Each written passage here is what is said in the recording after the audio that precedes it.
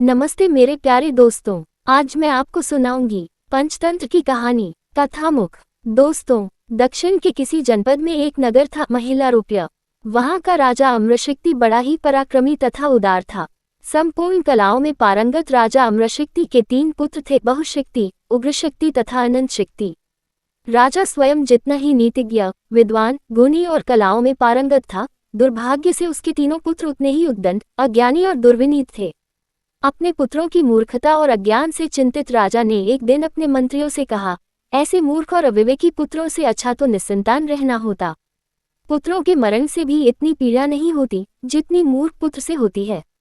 मर जाने पर तो पुत्र एक ही बार दुख देता है, किंतु ऐसे पुत्र जीवन भर अभिशाप की तरह पीड़ा तथा अपमान का कारण बनते हैं। हमारे राज्य में तो हजारों विद्वान, कलाकार एवं नीति विशारद महापंडित रहते हैं।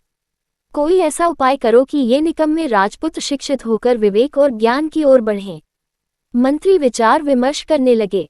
अंत में मंत्री सुमति ने कहा, महाराज, व्यक्ति का जीवनकाल तो बहुत ही अनिश्चित और छोटा होता है। हमारे राजपुत्र अब बड़े हो चुके हैं।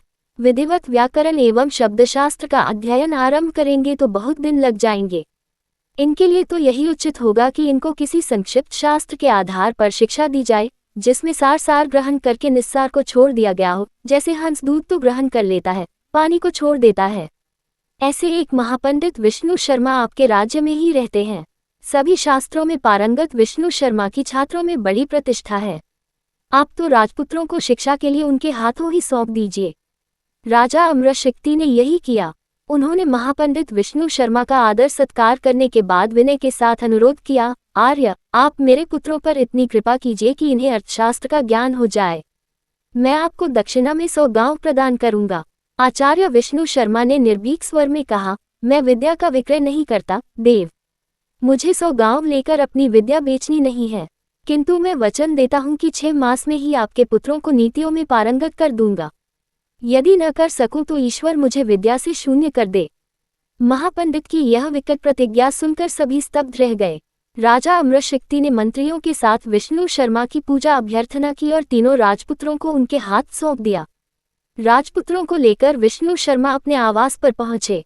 अपनी प्रतिज्ञा के अनुसार 6 मास में ही उन्हें अर्थनीति में निपुण करने के लिए एक अत्यंत रोचक ग्रंथ की रचना की।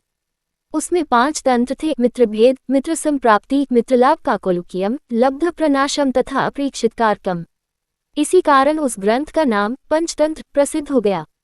लोक गाथाओं से उठाए गए दृष्टांतों से भरपूर इस रोचक ग्रंथ का अध्ययन करके तीनों अशिक्षित और दंड राजपुत्र ब्राह्मण की प्रतिज्ञा के अनुसार 6 मास में ही नीतिशास्त्र में पारंगत हो गए।